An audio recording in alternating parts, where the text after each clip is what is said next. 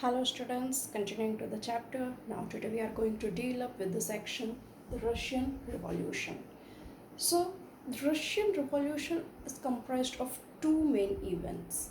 First one is the February Revolution and second one is the October Revolution.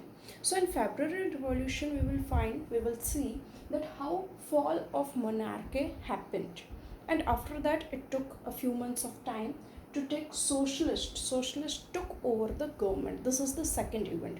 So Russian Revolution is comprised of two events, February Revolution and October Revolution in 1917. So before going to revolution, just have a quick review about what Russian Empire was. So Russian Empire was means Roman dynasty from year 1613 to 1917. It is almost 300 years. For almost 300 years the same dynasty was ruling the Russia. Last emperor was Tsar Nicholas II. As in India we used to say Raja Rani, so in Russia they are saying that they are using the words Tsar and Tsarina. So Tsar was Nicholas II and Tsarina was Alexandra. So they were the last king and queen of the empire. Now area is too big.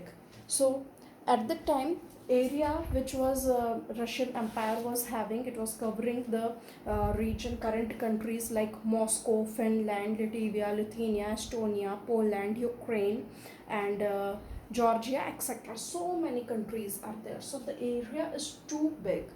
Okay, then come to the religion.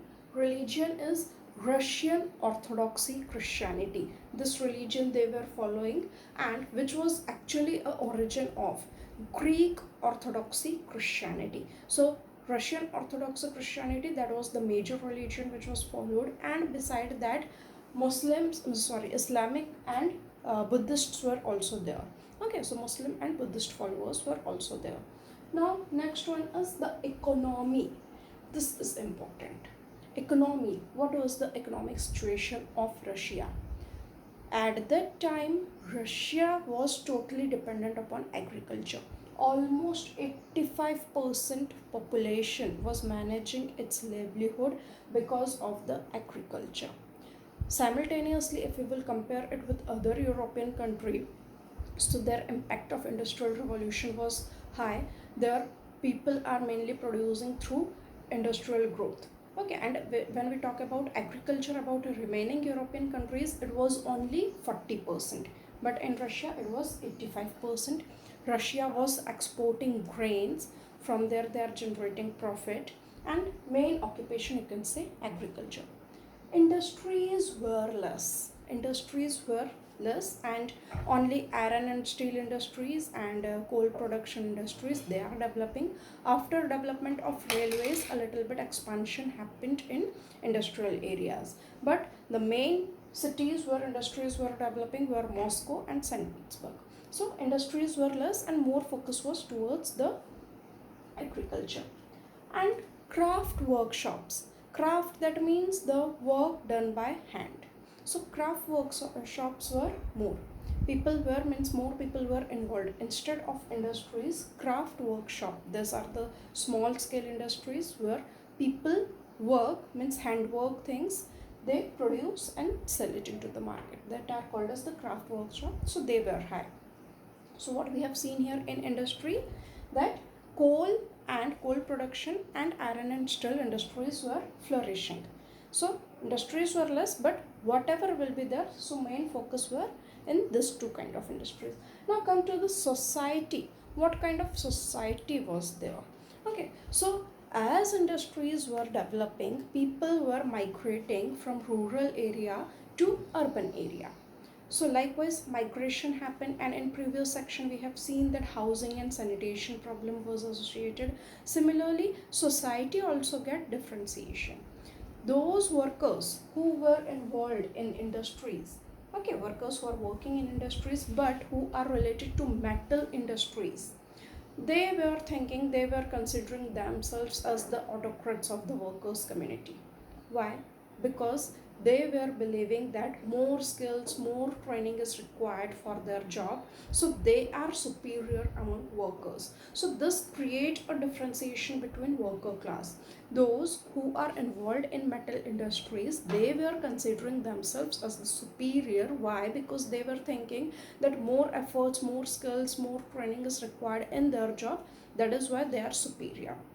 So this create a difference between worker class. Okay, and you can see difference according to their manners and dressing sense also.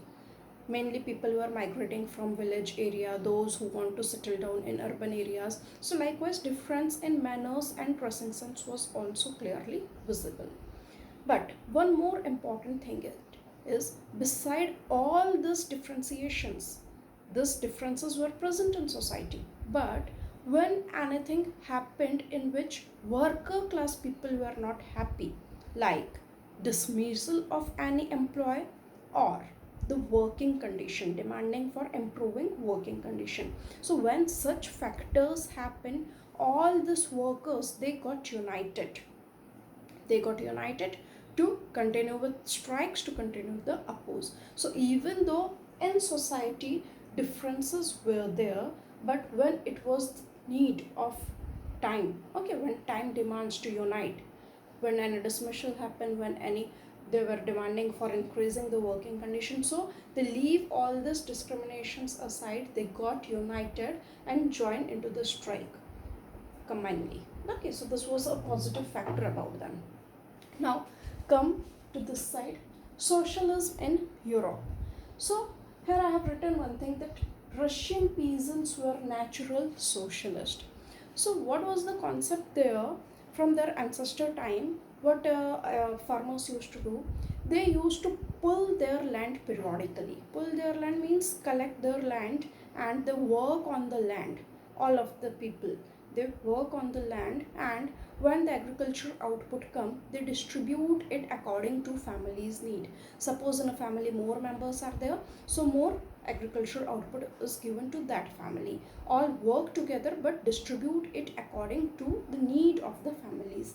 That is why it is said that they are the natural socialist. They know socialism, the feeling of socialism was already present there. Later on, so it was easy to spread socialism in Russia. Later on, we can see formation of two parties, Social Revolutionary Party and Social Democrats. Social Democrats, these were led by Lenin and Vladimir Lenin, and they were also called as the name Bolsheviks. Now we will see the ideology of both parties. So first one is Social Revolutionary Parties. They were demanding that the land of the noble pass to peasants. As we have seen that in European country, feudal system was there. That means the land belonged to the nobles, the aristocracy, and they forcefully engage the people to work on that land and generate profit from there. So what the Social Revolutionary Party, they were demanding that the land which belonged to noble must be distributed to peasants, because ultimately they are the people who are going actually to work on that field.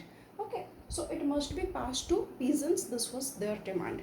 And what Social Democrats were saying, Social Democrats, they disagree with this ideology. Why they were disagreeing with this ideology? Because they are one of their leader, Vladimir Lenin, is an important character. We will see about him in detail in further parts. So he was not supporting this idea. Why? Because according to him, differentiation is there. Even among peasants, differentiation between rich and poor is there. You can see today also it is visible, rich peasants, poor peasants. Okay, all we are saying it in economics and all. So there is difference in peasant class also, differentiation in peasants, that is of the rich and poor. So he was not supporting this ideology that land must be collected from nobles and distributed to peasants, because it will create a difference, a conflictory situation among peasants. Rich and poor peasants will get divided, and this will not be good for Russia. That is why he was opposing Social Revolutionary Party's ideas. Now, two terms you will see in this chapter later on, Bolsheviks and Mensheviks. So who were Bolsheviks? Bolsheviks were the group of people who were led by Lenin. So what Bolsheviks were means what their ideology was, they were supporting the idea that the party must have limited number of members. Why limited number of members? Because only quality people they want in their party. Because if only quality people will be there, then the ideology of the party will be preserved. So they were focusing on controlling the number of the members of participation. And why they were opposing? To maintain the quality. Okay, only quality members will be selected. And what Mensheviks were saying, this is open for all, anybody can take membership for this party, they can join easily this party. So this is difference between Bolsheviks and Mensheviks, which later on when we will read about Lenin, again it is going to come. So this is all about the Russian Empire and socialism in Europe. Later on in another video, we are going to continue with the Bloody Sunday, which is one of the most important event which led the foundation stone behind the revolution. Okay, thank you.